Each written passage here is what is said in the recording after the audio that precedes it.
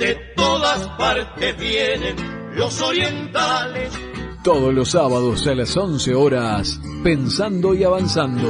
Reflexiones de la Patriada, lista 1828, con Yamandú presidente. Un nuevo aporte, porque de todos lados vienen. Habla la Patriada y se escucha en todo el país. De todas partes vienen los orientales. Salud, compatriotas, y de todas partes vienen. Ya lo creo, de todos los rincones del país, así como esta emisora de notable potencia, de gran potencia, llega a cada uno de los rincones de la patria. Bienvenidos una vez más a este espacio de la Patriada, 1828, lista 1828. Aquí les habla, como sábados anteriores, Ariel Cases, con el enorme privilegio de llegar, reitero, con la potencia de esta radio, a todos los rincones del país. Esta propuesta de construcción colectiva, presidida por Javier Gandolfo y el doctor Alberto Scavarelli, mi querido amigo como secretario general, que se ha denominado La Patriada 1828, promueve la precandidatura a la presidencia de la República del profesor Yamandú Orsi. Y esta patriada sigue contra viento y marea, sumando adhesiones que llegan desde todos los puntos del país y se nutre fundamentalmente de ciudadanos blancos, colorados, cabildantes e independientes, desencantados, que buscan un futuro mejor. Estos compatriotas que hace 4 años apostaron con su voto por un modelo de país que venía de la mano de un discurso que tenía la solución para todos los problemas que transitaba nuestra gente. Y realmente 4 años después vemos que los ciudadanos que se han favorecido en estos últimos 4 años no son precisamente las grandes mayorías que más necesitaban, sino las minorías que paradójicamente menos necesitaban. Así es esta realidad que vivimos. Las grandes mayorías confiaron en esas promesas que rápidamente se fueron esfumando. Promesas que todos conocemos, que todos hemos escuchado, hasta por cansancio, como la construcción de miles de viviendas, la solución a los problemas de seguridad, la no suba de combustibles, la no suba de las tarifas, todas esas cuestiones que se trasladaron rápidamente a los productos de consumo diario de la gente, sobre todo a las góndolas de los almacenes y los supermercados, y que hicieron tan cuesta arriba, ¿no?, la vida de la gente. Un discurso tan políticamente irreal como yo creo que irresponsable, no dudo en decirlo.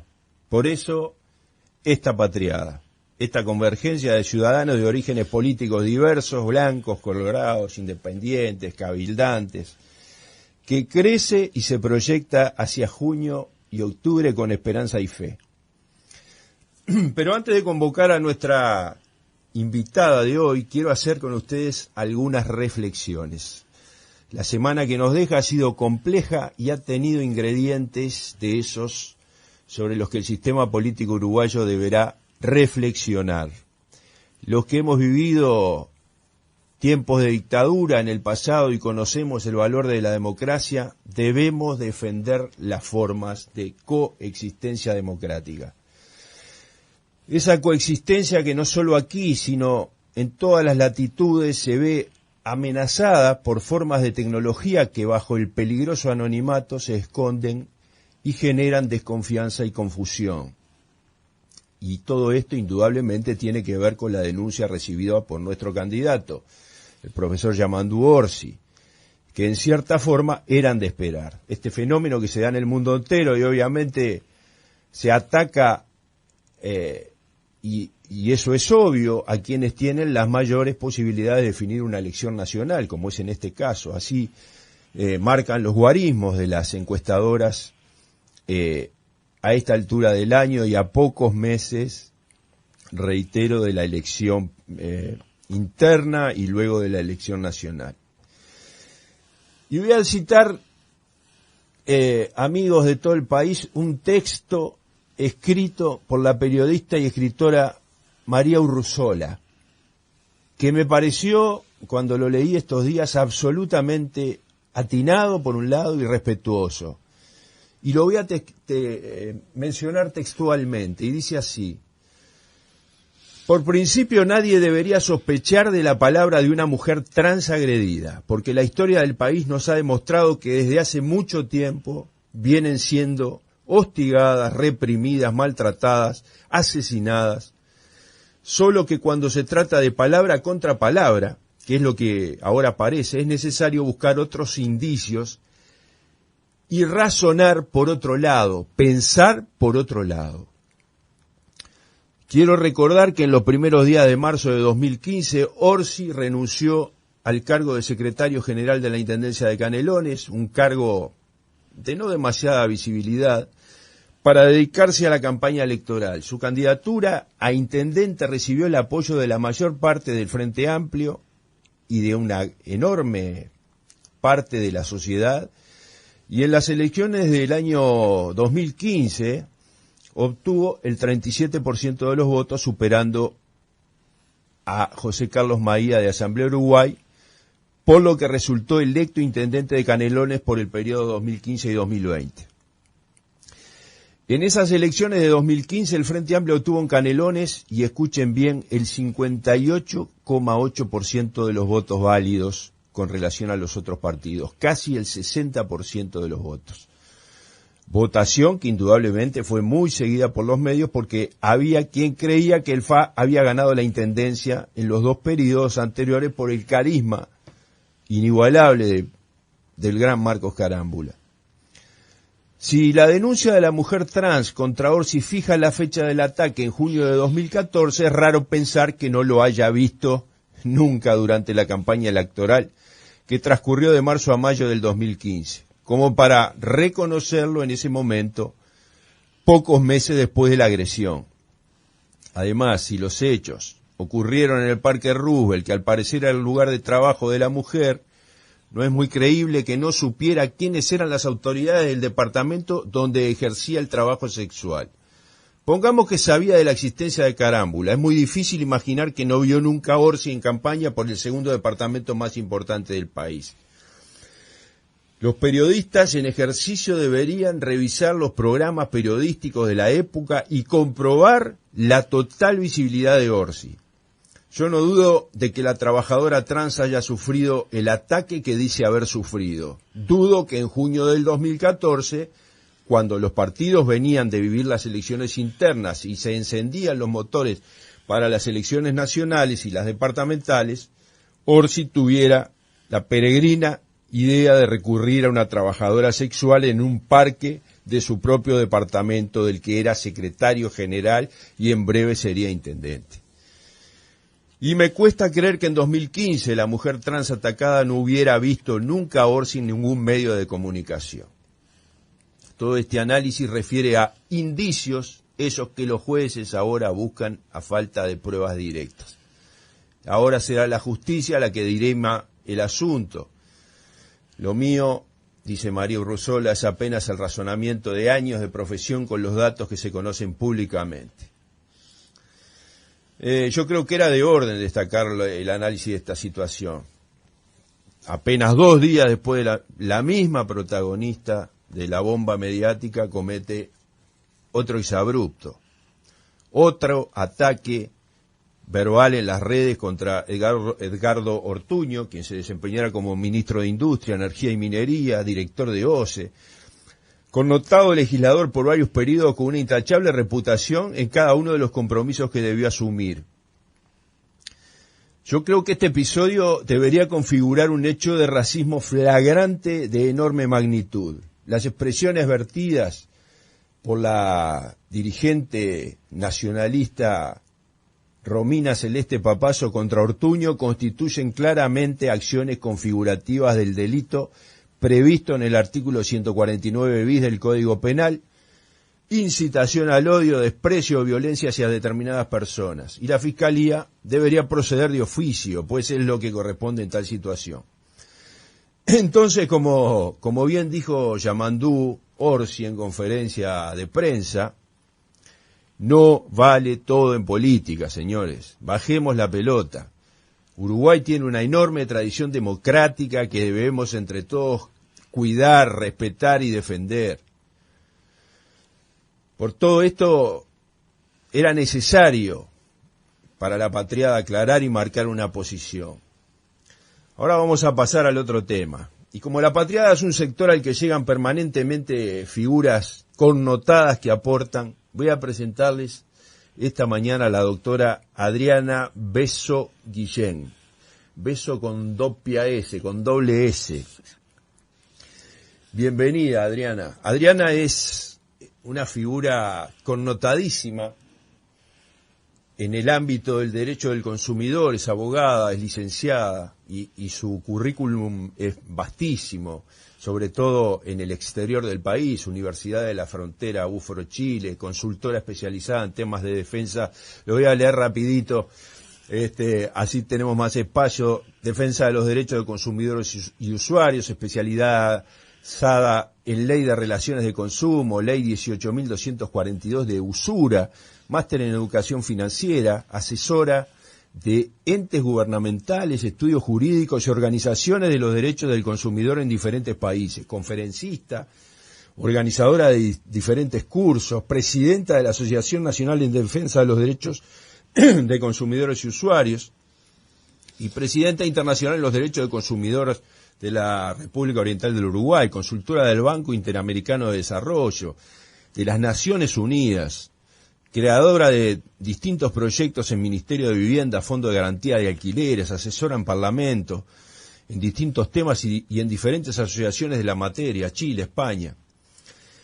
Es enorme tu currículum, Adriana. Has tenido una actividad en el marco de esto tan importante para los ciudadanos de un país, que es que son sus derechos como consumidor.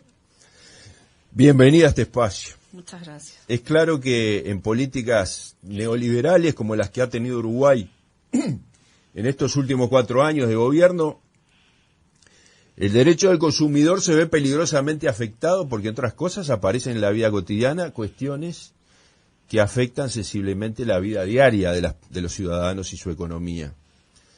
Se ven vulnerados determinados derechos y vamos a aplicarle a la gente de qué se tratan estos derechos. Bueno, muchas gracias por la presentación y además por la invitación. Para mí es un placer estar acá.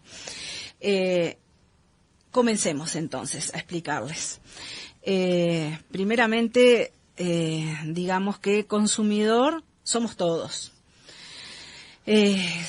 Consumidores directamente desde que vamos a comprar una lapicera, vamos a un restaurante, a almorzar, a cenar, vamos a un tiempo compartido, sacamos un pasaje en avión, pero subimos al taxi, al ómnibus, ahí ya somos consumidores.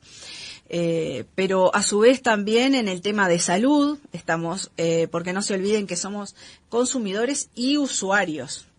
Claro. Entonces, nunca nos olvidemos de eso. Pero también integramos la publicidad engañosa, integramos las cláusulas abusivas, como es el tema, por ejemplo, en el sistema financiero, en el tema de la TV cable, que ahí también vemos bastante. Claro, claro. Así que abarcamos, podemos decir que somos el grupo económico más grande, somos los consumidores, pero también somos el grupo económico menos escuchado. Eso es verdad, el que se nos vulnera mucho más nuestros derechos en la sociedad, en la sociedad. Pero bueno, intentemos rescatar y reflotar nuestros derechos. Pero para eso necesitamos conocerlos bien, ¿verdad? Que creo que ese es un elemento fundamental que está faltando hoy en día. Que la gente conozca bien estos derechos de los consumidores. Si bien tenemos una ley que es la 17.250, que es del año 2001, pero increíblemente la sociedad está desconociendo sus derechos, pero no es porque no esté ávida de ellos, de conocerlos, sino es porque realmente creo que falta una publicidad de ellos o hacerles llegar realmente de diferentes maneras, porque pueden ser no solo por televisión, por folletería, por no pueden decirle a la población que entren a la página del área solamente para que lean, porque no todo el mundo tiene esa posibilidad. Exacto. Claro. Hay gente que no la tiene, y además podemos ver gente vulnerable, incluso de tercera edad, que no accede. O sea, tenemos que ver todas las posibilidades de hacerle llegar y hacerle conocer, porque en realidad es un derecho. Claro. Yo te decía, Adriana, hace un rato que si bien hay cuestiones que han mejorado indudablemente, pero a mí me pasa que voy a un shopping, por ejemplo, sí. No voy muy seguido a un shopping, pero si voy y compro determinada cosa y por H o por B no me sirve, esa gran superficie, llámese Leo, no me la cambian. O sea, no quiero decir, no me devuelven el dinero. Me la cambian. O sea, no hay talle, por ejemplo. Ese también es otro problema. Sí, ese es otro problema.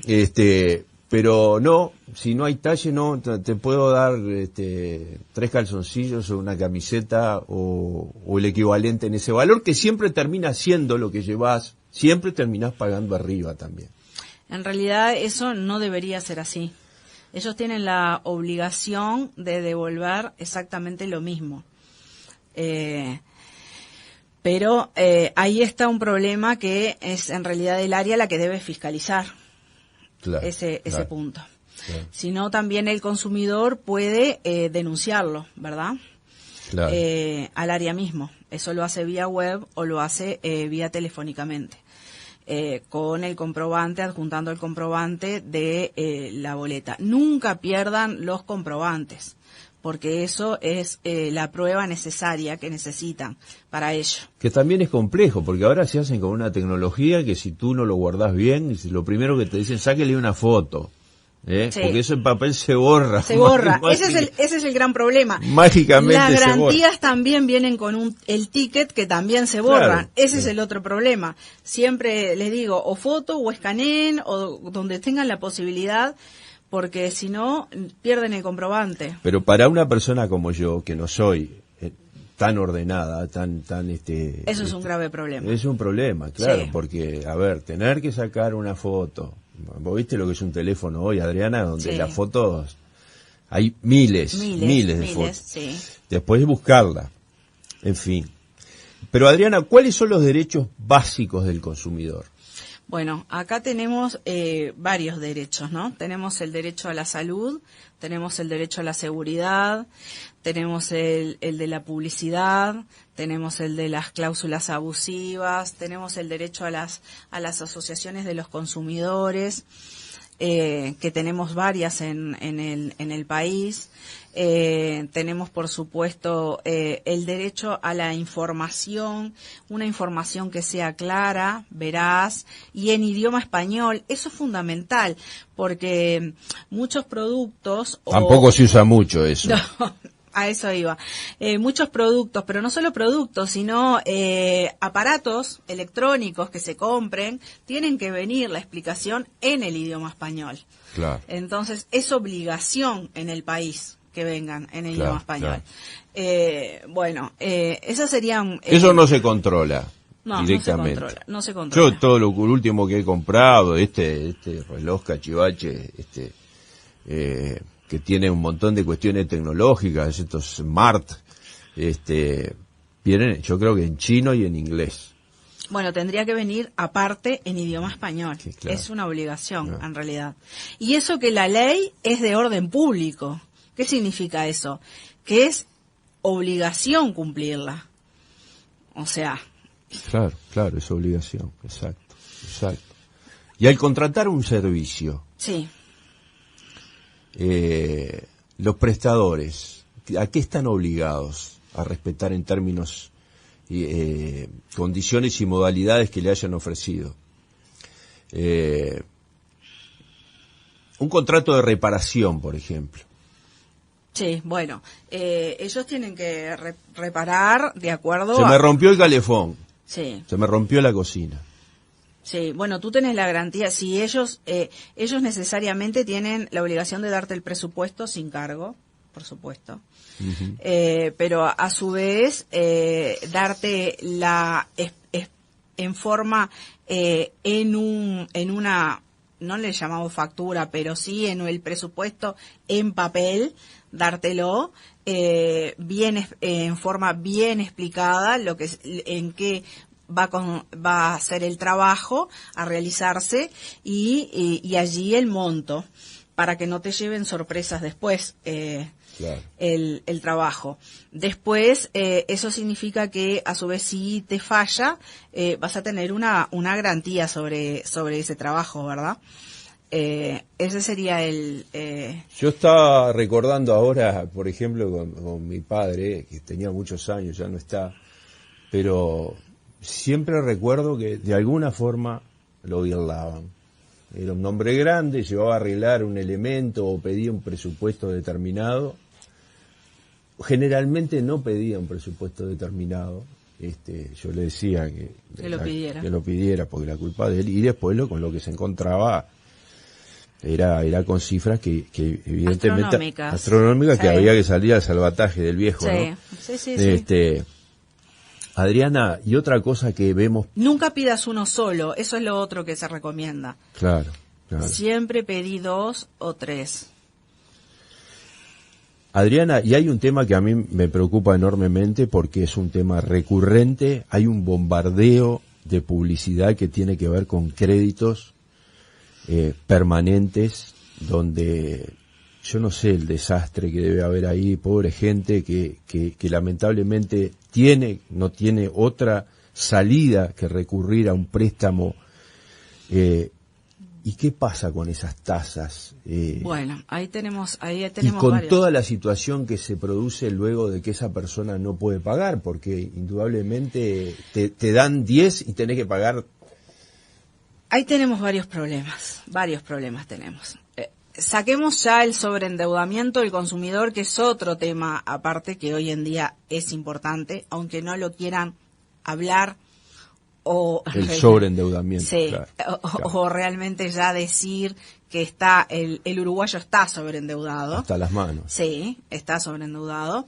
Es un uso indiscriminado del plástico. Claro. Entonces, de la tarjeta de crédito, digamos. Sí, de la tarjeta de crédito, pero no solo de la tarjeta de crédito, sino de los préstamos. Entonces es un juego entre la tarjeta de crédito y el préstamo. Van de la mano. ¿Por qué digo esto? Porque, cuando ya la tarjeta de crédito, hay mucho hoy en día que va con el pago mínimo. Claro. Está. La gente que paga, que hace el pago mínimo, ayer tuve que pagar la tarjeta. Y están abonando porque los montos son muy grandes y ya están abonando el mínimo. Y eso implica que el mínimo, siempre recomiendo que si vas a abonar el mínimo, si podés, lo ideal es un poco más del mínimo. Porque a ti te van a cobrar 2 tipos de intereses con el mínimo. Te van a cobrar el tipo de interés del primer cierre y te van a cobrar el interés del siguiente, además, de las compras que tú vas a hacer, de 2 tipos de compras. O sea, te van a aplicar 2 intereses. Claro. Y uno va a ser mayor que el otro. Entonces, por eso tu monto va a ser generalmente muchísimo mayor. Eso por un lado.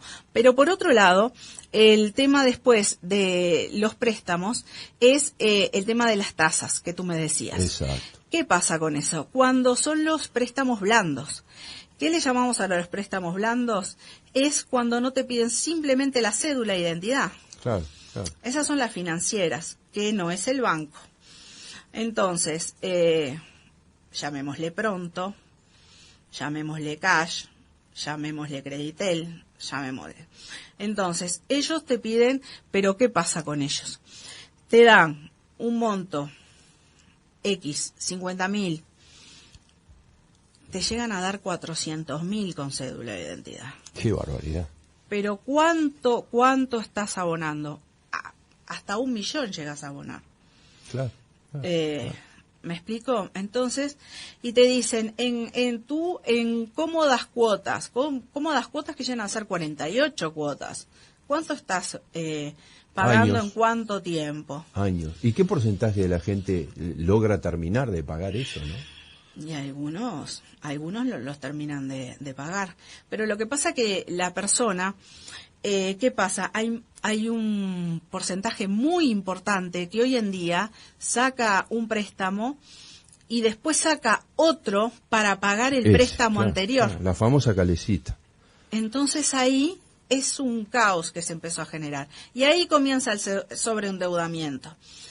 Pero lo otro que me decías, y ahí vamos con el también a conectarlo con la publicidad engañosa, es el tema de cuando los reclames, viste, es que te pasan como la vida feliz del préstamo. Claro. Que te soluciona todo. Bueno, pero te dicen como un limpia deudas, te hablan de... Exacto, sí. Bueno, limpia eso deudas, exacto. no es tan así. ¿Y cómo va a ser? Porque después te terminan cerrando todas las posibilidades, te sacan tarjetas, porque es el limpia deudas, es que después te retiran todo. O sea, tú te quedás simplemente con esa deuda, pero no tenés la posibilidad de tener más nada. Claro. Entonces, y el clearing y todas esas no instituciones Bueno, tremendas. el clearing es otro tema. El clearing te tiene por 10 años. Pero tú si abonás la deuda, ese es el otro tema. Tú si abonás la deuda, tienen 5 días para levantarte del clearing, que tenés que estar, obviamente, atrás de ellos para que te lo hagan, ¿verdad? Claro. Tienen la posibilidad, que siempre les digo, de llamar por teléfono, eso es gratuito, no tienen ni que ir a Red Pagos ni Hábitat, que ahí tienen que abonar, llamar por teléfono al clearing. Siempre les digo informarse a ver si están en el clearing, porque eso es muy importante. Atentos, compatriotas, atentos. Eso es muy importante. Simplemente llamando al clearing, ellos tienen la obligación, ellos dicen su cédula de identidad y ahí les informan si están o no en el clearing. ¿Tá? Entonces, pero nunca sabemos por 5 años y después tienen la posibilidad de 5 años más, o sea, por 10 años están en el clearing. Y nunca sabes en realidad el porcentaje, porque los dejan por la deuda principal.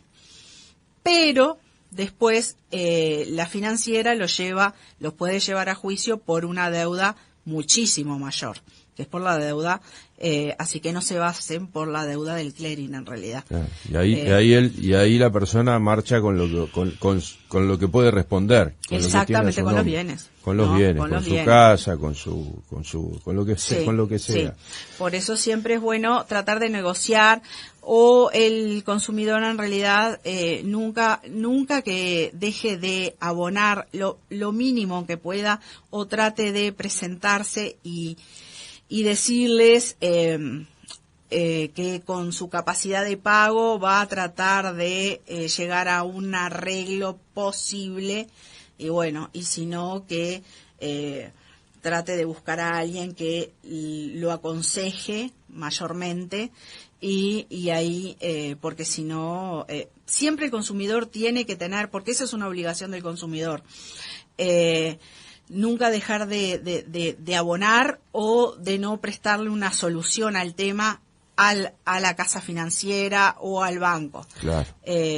Entonces, y ahí se va a facilitar un arreglo con ellos. Claro. Eso es lo bueno. Es apasionante este tema, ¿no? Pero bueno, Adriana, has tirado buenos tips. Vamos a volver a convocar a la doctora Adriana Besso, para seguir hablando y sobre todo informando a los compatriotas sobre estos temas. Tenemos que cerrar. Bueno, un gusto entonces. Un enorme saludo. La Patriada 1828 en todo el país, llegando y convocando. Yamandú, Orsi, presidente. Vamos que se puede. Salud, compatriotas. De todas partes vienen los orientales. Todos los sábados a las 11 horas, Pensando y Avanzando. Reflexiones de la Patriada, lista 1828, con Yamandú presidente. Un nuevo aporte, porque de todos lados vienen. Habla la Patriada y se escucha en todo el país. De todas partes vienen los orientales.